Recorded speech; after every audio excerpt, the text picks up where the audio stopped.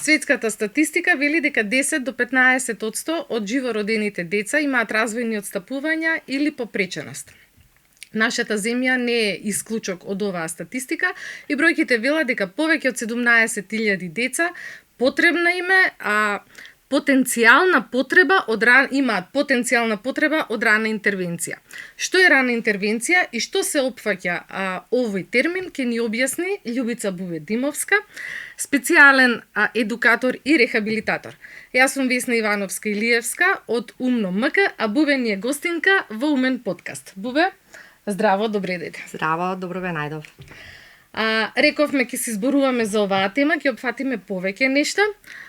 Одиме хронолошки секако, затоа што сакаме да го опфатиме и твојот мотив да почнеш да се занимаваш со оваа работа. Се враќаме наназад, зошто реши да студираш, како се случи да студираш дефектологија? Да. Во периодот кога требаше да одберам што да студирам, кај нас не постоеше катедра за дефектологија на Филозофскиот факултет, а јас бидејќи учев средно медицинско училиште, некако природно доаѓаше да продолжам на медицинскиот факултет. Посебно моите настојувања да одам во тој правец, меѓутоа јас таму не се наоѓав. Успеав да ги спочитувам 2 години, тоа беше мојот максимум. Меѓутоа сум преемотивна и имам многу карактеристики кои што не одат во прилог да бидам добар лекар, а нели кога бираме професија, треба да размислиме каде би биле онака најдобри, каде би биле најпродуктивни и пред се најсреќни. Исто многу ми е битно чувството на припадност. Јас не припаѓам во медицината, секоја чест, тоа не е мој свет, јас ги почитувам многу како фила, меѓутоа таму не се најдов. Се случи еден јуни, беше јунска сесија и во исто време приемни испити на факултетите, нели? Разбрав дека е веќе отворена катедра за дефектологија, без да им кажам на моите, си ги земав документите, за една недела спремив приемен испит, се запишав и после тоа им кажав, нормално, нели, беше завршена веќе работата. Зошто дефектологија? Прво се работи со јас тогаш мислев дека ќе работам само со деца и навистина работам само со деца, иако дефектологијата опфаќа работа и со адолесценти и возрастни лица кои што имаат потешкоти. Меѓутоа за мене тогаш дефектологија беше наука која што се занимава со мали деца. Од секогаш дечар сум била и плюс од секогаш сум била и грб некако ветер во грбот на малку послабите или оние кои што имаат предизвици. Ете, да речеме, спој од карактеристики, спој од баш тогаш да разберам дека се отворила катедрата, беше присудно за јас да го направам тој чекор и да завршам дефектологија и до ден денес да работам нешто што ме прави навистина многу среќна, исполнителна и продуктивна. И токму со оваа целна група што си ја замисли? Токму. Јас тогаш не знаев дека нели постојат и други лица, него се решава проблем во детството и толку е, нели, како учиме, како студираме, дознаваме дека постојат нели и други лица кои што имаат потешкоти. Како реагираа дома? Кога им соопшти вест? Па вака. Во тој период моите родители, татко ми работеше во странство, значи не беа во исто време на исто место. Јас едноставно го пробив тој ѕид и успеав некако задкулисно, нели? Работата беше завршена, тие веќе и нема што да реагираат, нели? Не, тоа беше тоа. Меѓутоа јас мислам дека и тие сватија дека јас не се наоѓам. Знаете како, јас можеби и ќе завршев медицина, меѓутоа немаше да бидам она што сум денес. Дали беше вистинското решение? Се покаја ли некогаш зошто заминав од медицински факултет? Зошто го завршив? Вака, досега во сите одлуки или во сите чекори кои што сум ги направила, можеби и да сум имала за многу работи, дилеми, ако сум го направила овој чекор каде би била сега. Само за мојата професија никогаш дилеми не сум имала, дури опција Б не сум имала. Секогаш би ја одбрала одново и одново оваа професија. Те познавам долго време, верувам дека и голем број од нашите гледачи те познаваат долго време. Ти си генерално многу емпатична личност. Колку за оваа професија е битна онаа емоционална интелигенција за успешност во работата пред се? Така. Емоционалната интелигенција како склоп од повеќе особини, нели, самоувереност, самоконтрола, познавање на своите туѓите чувства, почитување на туѓите чувства, донесување на одлуки и така натаму, мощна е битна. Не само во мојата професија, битна е во сите оние професии каде што ние непосредно имаме комуникација со други луѓе. Потребно да имаме еден повисок количник на емоционална интелигенција. Меѓутоа, за мојата професија сметам дека е задолжително да се поседува еден повисок степен на емоционална интелигенција, заради тоа што мора сите овие претходно наведени особини ни требаат за да можеме на родителот кој што се соочува со проблем на своето дете да му влеземе во положение, да го разбереме со што се соочува, да го разбереме чувствата на детенцето, да ги разбереме, да направиме еден непосреден контакт, да не доживее како партнер родителот, затоа што само на тој начин ние ќе можеме и при тоа да ги имаме нашите чувства под контрола. Заради тоа што само на тој начин ќе можеме да донесеме свесно одлуки кои што се во правец на правилен развој на детето и помош на семејството во целина.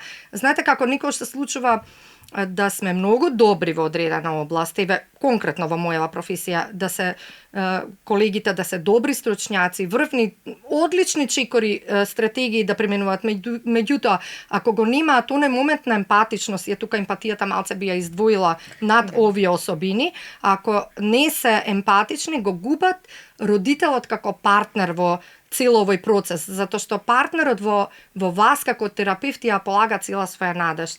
Значи, тој целата своја судбина, среќата своја ви ја дава во раце и вие треба да имате многу емпатија за да го разберете ни што поминува и како партнери да го изврвите тој процес. Затоа што е многу специфична оваа група луѓе со кои што работите. Да. Не е стандардизирана, стандарден граѓанин и така. човек со некаков Овдека има фактор плюс. Значи, овдека има фактор плюс. Сите оние кои што се родители се секако загрижени за своите деца. Овдека имаме дополнителна грижа, нели, еден фактор плюс кој што донесува да родителот има реални стравови.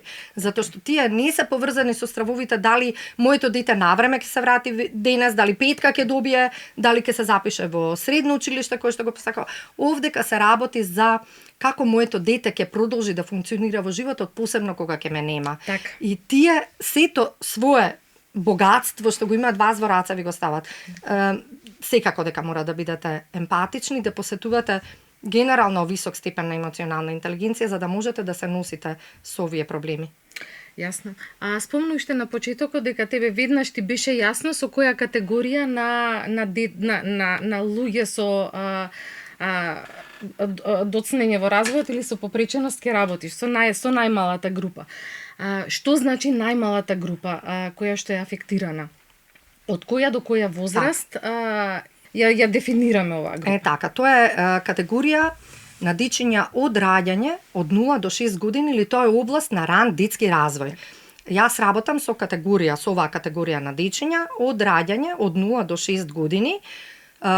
Да се најдам таму каде што работам беше, ако веруваме во случајност. Меѓутоа, мој избор од секогаш биле тие дечиња. Јас и самата, кога сум била дете, сум била дечер. Во зградата каде што живеев, децата, сега веќе не се деца, тие се фамилиарни луѓе, јас ги исчував практично, значи беа 5 години помали од мене. Сакам дечиња, значи тоа е првично, мора нели да сте наклонети на одредена возрастна категорија. Меѓутоа, предизвик ми е овој период од 0 до 6 заради тоа што ова е период кога имаме најголема пластичност на мозучето и детето е најсензибилно за учење. Фактички, овој период децата ги усвојуваат сите знаења, умења, вештини кои што се темел или база за наредниот развој. И за мене е многу подобро да јас правилно ги поставам базата правилна, точно, отколку подоцна да преучувам некое детенце, нели? Или менување на стекната навика и така натаму. Апсолутно. И сега, навидум овој процес на првично учење и воспоставување шеми изгледа макотрпен и подолготраен. И сега тука има еден момент што знаат, ова треба убаво да им се објасни на родителите, заради тоа што првичните резултати со овие дечиња не се гледаат за кратко време. Потоа оваа категорија е мощна специфична затоа што се многу мали врзани за родителите.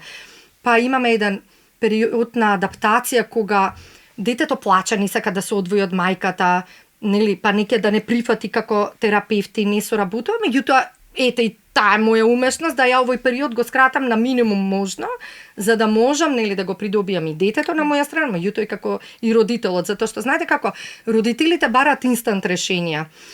треба убаво да се објасни јасно, да се зборува со родител, да свати дека инстант решение не постои, дека процесот е подолготраен. Исто така треба да се биде фер од другата страна, ние како терапевти, кога ќе видиме дека ние не помагаме, затоа што треба да видиме најасно дека не постои ниту универзална добра терапија, ниту универзален најдобар терапевт. Ниту универзално решение за еден кој што важи за специфичен сите. случај. Да. Така. Се е строго индивидуализирано.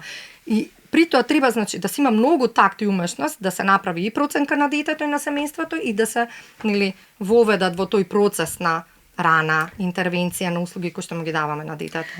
Може ли да ни го објасниш процесот на рана интервенција? Еве да речеме, новороденче излегуваат од клиника, од родилиште и некогаш претпоставувам лекарите ги насочуваат да веќе да побараат помош, но некогаш се случува детето да одмине некоја возраст па да е потребна помош. Так.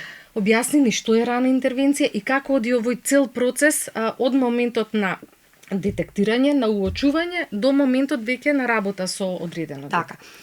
Рана интервенција во детството, тоа се повеќе услуги и активности кои што се наменети за подобрување, насочени се кон децата од најмалата возраст и нивните семејства, се даваат на нивно барање и имаат за цел да се подобри детскиот развој, да се зајакнат семејните компетенции и да се вклучи, да се промовира социјалната вклученост на инволвираност на детето и на семејството.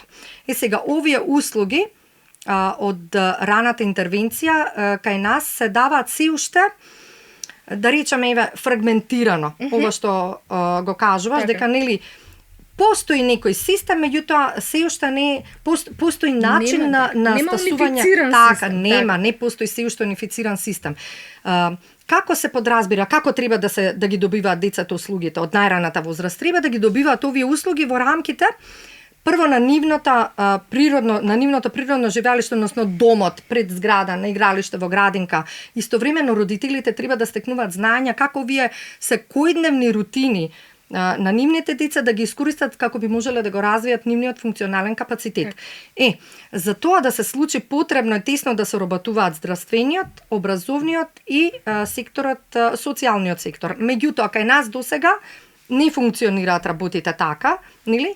И потребно да се изнајде системско решение како би се покринала стапката на опфатеност на овие дечиња, за да можеме да ги вклучиме во процесот на рана интервенција. Затоа што во уводот спомнавме дека се веројатно процентуално повеќе од 17.000 дечиња. Така. Да, според пописот од 2021 година, таа е бројката. Значи, потенцијалната се разбира. Потенцијалната, ако се водиме според онаа светска статистика од 10 до 15% на живородени деца да се деца, Македонија, апсолутно. А ние одиме по веројатна стапка од 12,5%, нешто над 17.000 дечиња се кандидати за услуги на рана детска интервенција.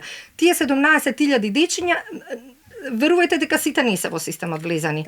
Сега, тим од експерти, јас сум едно од лицата што учествува, што е дел од тој експертски тим, ние изработивме документ за креирање на политики со кои што се воведува системско решение, односно системско давање на овие услуги на рана детска интервенција. Тоа подразбира, прво е семејно ориентиран модел, а второ подразбира се базира на трансдисциплинарен пристап. Што значи тоа? Тоа значи дека тесно интерсекторски треба да соработуваат Министерството за здравство, Министерството за труд и социјална политика и Министерството за образование, да ги вклучат своите институции и персоналот кој што работи во тие институции како би можеле, системски да им дават услуги на овие дечиња од 0 до 6 годишна возраст. Какви придобивки се очекуваат од овој систем? Што треба да донесе? И како да им помогне на сите овие преце, на сите деца и на сите семејства, се разбира? Значи, очекуваме да се зголеми стапката на опфатеност на овие дечиња, раното откривање на потешкотиите со кои што се соочуваат, затоа што например за ризично родените дечиња во нашата земја постои национална листа на ризици, меѓутоа имаме развојни отстапувања кои што немаат никакви ризици, а потоа лутаат низ системот. Значи, со овие услуги на рана детска интервенција, детето буквално е внесено во системот од раѓање преку паѓање во градинка до припрема за училиште и цело време е под мониторинг. Значи цело време ние го следиме неговиот развој и во очуваме кога му е потребна, најмногу потребна, се уфрламе во оној период кога на детето му е најпотребна помош, исто така и на семејството. Семејно ориентираниот пристап токму го нуди тоа. Што значи семејно ориентиран пристап? Тоа значи дека родителот го имаме како партнер. Откако ќе направиме проценка ние дека детето навистина отстапува во развојот, има потреба од услуги на рана детска интервенција, тука го вклучуваме и родителот. Значи родителот добива обука како тој на своето дете да му помогне преку секојдневните активности да го зајакнува својот капацитет, да ги развива своите способности. Јасно. Исто и трансдисциплинарниот пристап е тука битен. Тоа е придобивката. Значи, во исто време повеќе стручњаци од различни области учествуваат во мониторингот и во детекцијата. И ќе биде интердисциплинарен, претпоставувам. Трансдисциплинарен. Да, повеќе стручњаци во исто време нудат услуги на тоа детенце, што ќе се прави според процена на неговите потреби. Ќе се одреди кои стручни лица треба да се вклучат во услугите кои што ќе му се нудат на тоа детенце. Бидејќи сега го спомнуваш овој момент, ми интересира какво е твоето искуство во однос на семејствата, затоа што Македонија е земја со околу 2 милиона жители, голем дел од населението живее во Скопје, другите се во помалите градови. Какво е расположението кај родителите кога ќе слушнат дека детето има одредена попреченост или доцнење во развојот? Колку е битна соработката, мислам, од досегашното твое искуство? Колку е битно родителот, односно семејството, реално да ја прифати состојбата на детето и како напредува тоа дете за разлика од оние семејства каде тешко се прифаќа диагнозата или состојбата? Првичното сознание дека детенцето има проблем кај сите семејства буди негативни чувства, шок, неверување. Битно е во тој момент тимот, нели, од стручни лица да пристапи првен во работата со родителите за да тој шок и неверување, тие негативни чувства ги трансформира во сила која што ќе ја насочи за да му помогне на своето детенце.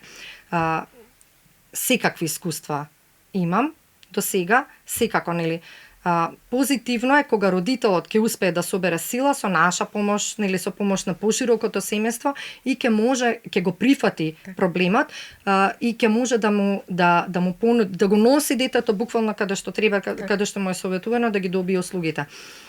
Често пати се случува да со години родителите се во негација.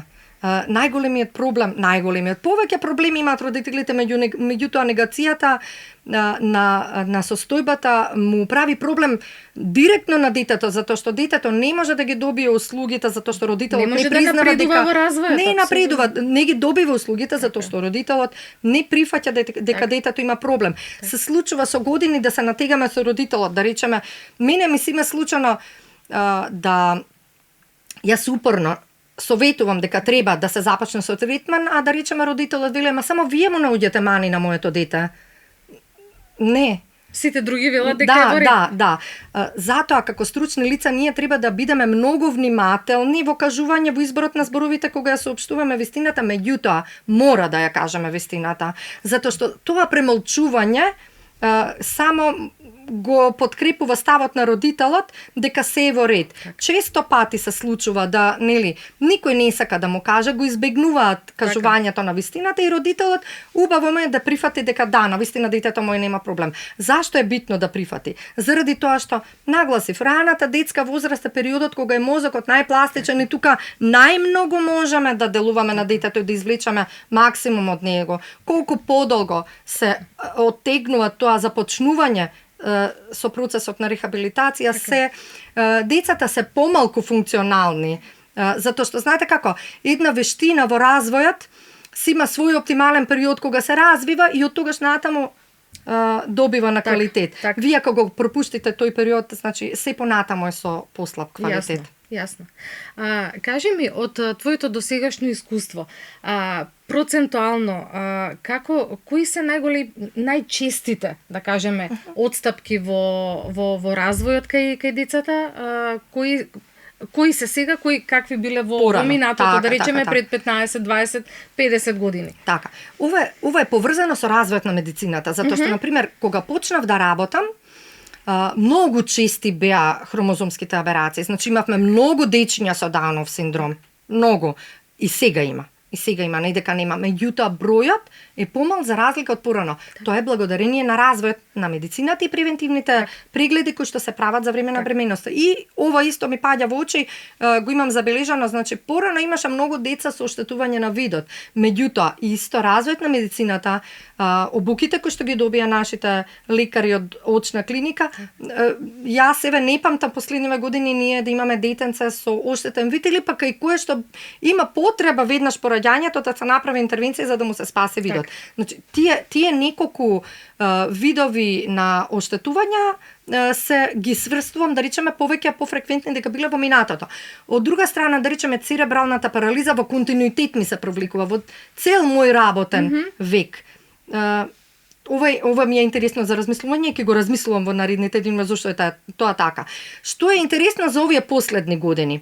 Овие последни години драстично ми се зголемува бројот на дечиња кои што имаат отстапувања од спектарот, значи аутистични, и дечиња кои што буквално и немаат никаков ризик при раѓањето, а имаат слично однесување како аутистичните деца заради тоа што се изложени премногу на екрани. Да. Тоа е карактеристично за последниве години. И баш сега да направиме дистинкција за тоа што спомна еден збор кој што кај нас во јавноста ретко се спомнува, екранизам. Сите сме засегнати од ова, новите технологии, родители преуморни од работа и така натаму, и ние самите возрастни луѓе дремеме пред екрани, камоли децата. Што се случува?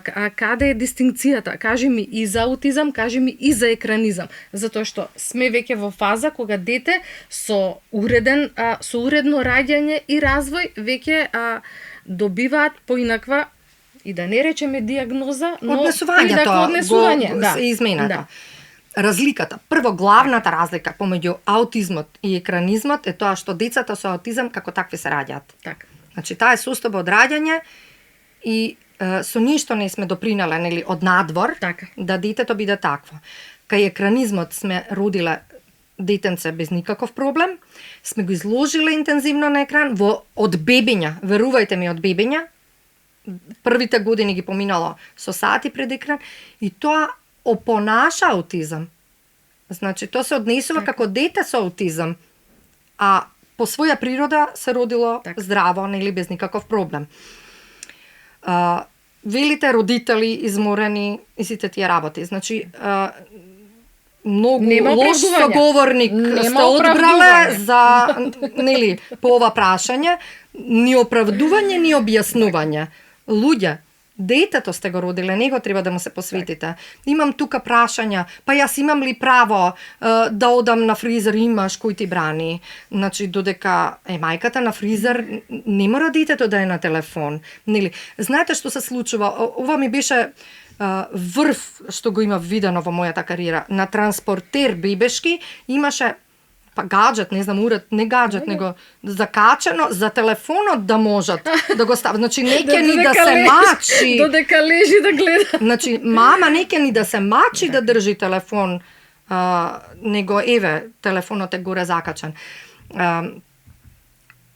Проблемот, знаете ли кога се воочува? Проблемот, додека е многу мало бебе, првата година, почетокот, средината на втората година, родителите се презадоволни. Дете е мирно, смирено, не мрда, а децата од раѓање по своја природа треба да се загрижите кога се мирни.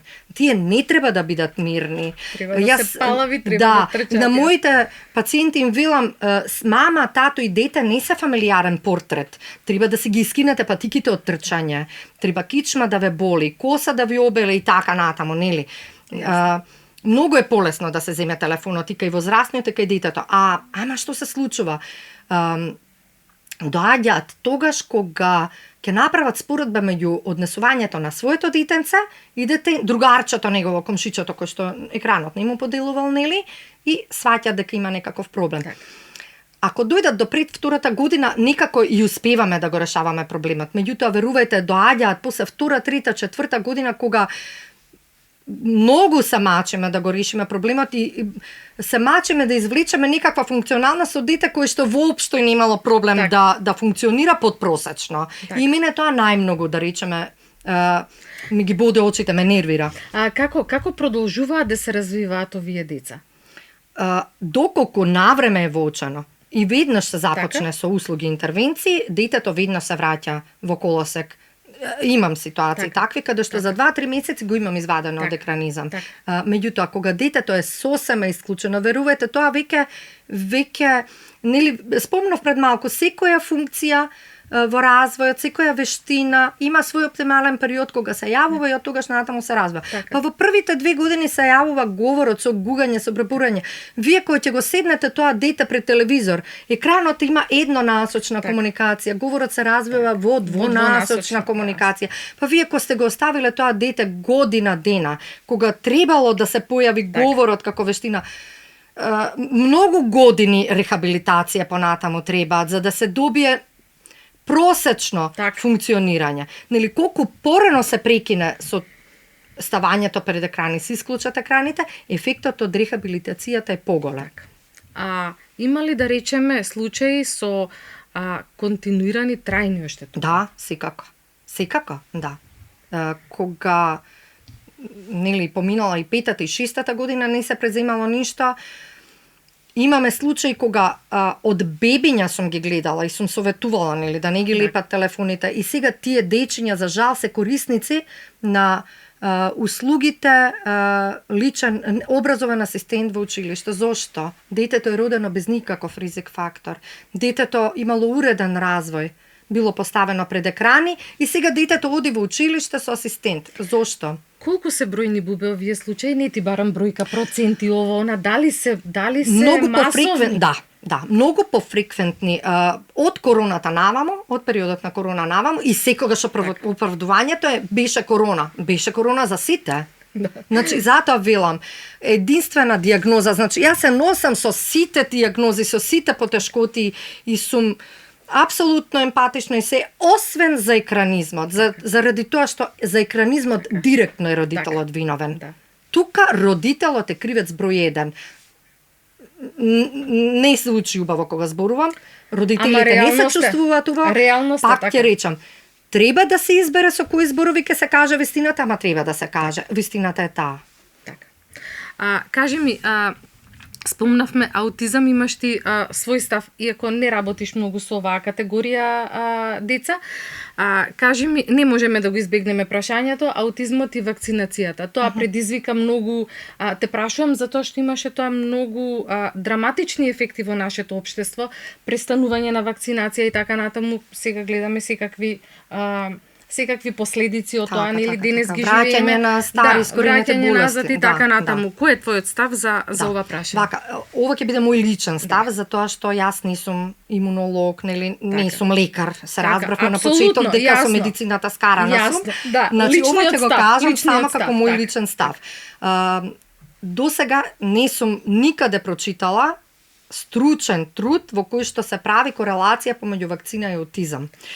Што е заедничкото, да речам, во наводници? Заедничкото е времето кога треба вакцината да се прими и се поклопува со времето кога детето од бебе треба да стане социјално суштество. Тоа е некаде околу година и пол, 2, кога треба да го развива говорот, да прифаќа контакти од други лица, самото да иницира контакти. Тоа го кај аутизмот уште од раѓање нема да се случи, меѓутоа родителите нели не се умешни да ги воочат првите знаци. Меѓутоа кај децата, да речеме со екранизам, нели, поврзуваат редовно, некој мора да биде кривец, а тоа е вакцината. Всушност, детето не ги развило своите вештини, а тој период на примање на вакцината е период кога се поклопува. Значи, тогаш тогаш се очекува детето да прозбори, детето не прозборува. Кој е крив вакцината?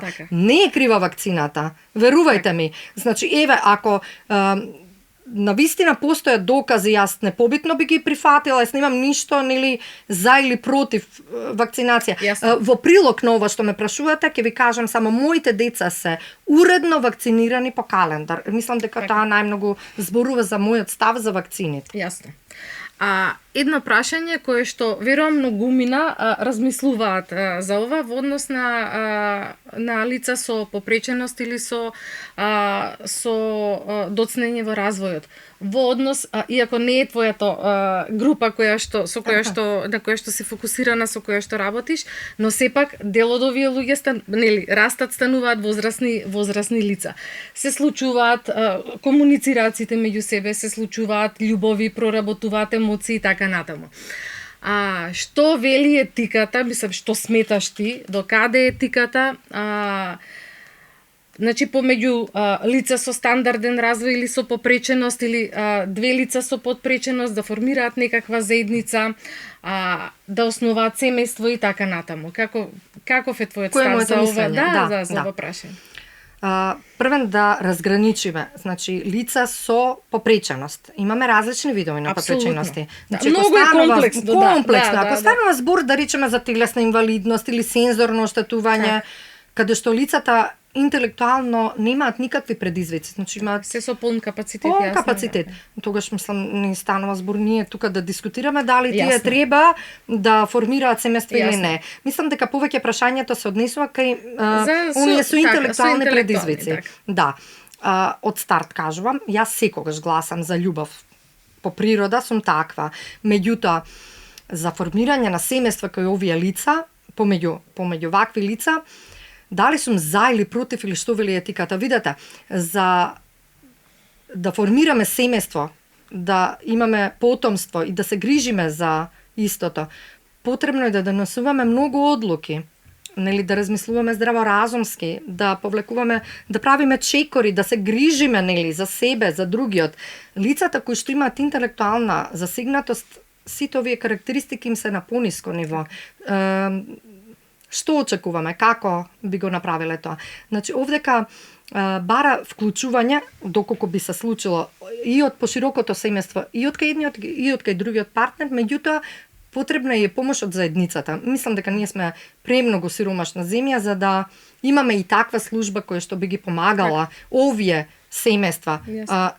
Нив им треба помош. Кај нас постојат домови во кои што хабитираат возрастни лица кои што имаат попречености, меѓутоа има 24 часовна поддршка од стручни лица. Тоа се домови каде што, нели, групни живеалишта, натре нема формирано семејство. И се замислете како би изгледало тоа кога ќе имаме семејство помеѓу мама, тато кои што се интелектуално засегнати и се раѓаат деца. Не можам да замислам како би можело да се нели тоа организира посебно во нашата држава. И добро да функционира. Ете така. Има ли примери, да речеме, во странство каде што оваа поддршка ја добиваат од државата? Да. Побогатите земји имаат такви сервиси, нудат такви услуги. Да, пак е семејството вклучено, меѓутоа имаат социјалата, нели, подобра и посилна и онда им се дава поддршка. Ќе се вратам, значи јас гласам за љубов, меѓутоа овдека е технички малку поделикатно да се изведе сето тоа. Така, предизвик голем. Голем. Кажи ми вака, низ твоето искуство можеш ли да посочиш една приказна која што никогаш не си ја заборавила или нешто што толку длабоко те трогнало, исто така не можеш да го заборавиш затоа што специфична ти е многу работата и верувам дека не секој човек може ова да го работи. Така. Знаете како, јас сум по природа еден толку голем оптимист, за мене негативни приказни не постојат. Значи, јас извлекувам максимум од ситуацијата и јас сум среќна и го убедувам и родителот дека треба да биде среќен со тоа. Зашто? Зашто се враќам сега назад. Јас од почетокот сум со тој родител, љубаво му објаснив, нели, му ја објаснив вистината. И во целиот тој процес сум сигурна дека родителот го има прифатено своето дете како такво и се радуваме заедно на сите нели, овие напредувања што се случило, колку и да се минимални. Приказни, секакви различни приказни има. Например, имав семејство едно што кога ќе дојда кај мене со девојченцето, има вака прашања, 30 најмалку, јас многу се радував, многу сакам кога, например, јас кој ќе одев на лекар за мене или за моите деца, толку збуната, ако немам извештај кој ќе излезам, јас не знам кој е човекот, што сме зборували, како и потоа си го читав извештајот. И кога ќе ми дојдеа тие со напишани прашања, јас бев жива, среќна, заради тоа што мислеле што треба да ме прашаат. Имаат интерес. Имаат интерес. Ги запишуваат одговорите и буквално се посветуваат потоа на реализација на тоа што сме се договориле. Тоа е уствари тој семејно ориентиран пристап кога ќе се вклучи и родителот во третманот на своето дете. Нема за мене неубави приказни, сите приказни ми се убави. Јас сум среќна и кога детенце научува на 3 години да ја држи играчката и да ја погледне. За мене тоа е успех. Не се разочарувам од ништо. Бубе, мајка си на 2 ќерки, дали некогаш професијата ја дома ја спроведуваш, особено додека беа мали? Апсолутно, значи неизбежно. Нема неизбежно е. Например, кај нас дома посебно првата ќерка кога се роди 4 години се разлика и додека порасна втората тоа беа некои 7 години, дневна соба немавме. Значи се беше организирано по катчиња, сите играчки, сите книги на свое место, ги учев сами да ги враќаат, да ги сортираат, класифицираат. Значи тоа е тој код. Професионално професионално, верувајте, тинеџерки се во моментот го имаат заборавено. Тоа, меѓутоа верувам дека е останато и дека понатаму повторно ќе се вратат на корените. Како возење точак, не се заборава. Сега толерирам, нели го земам предвид периодот во кој што се наоѓаат, меѓутоа сигурна сум дека еден ден повторно ќе се навратат на она што сме го учеле, секако. Бубе, фала ти многу што ни беше гостинка. Мислам дека со разговорот дека ќе им помогнеме на многу семејства кои што и лутаат и не знаат каде се, и ми беше чест и задоволство. Исто и мене, се надевам дека ќе допреме до секого. Благодарам на поканата да учествувам.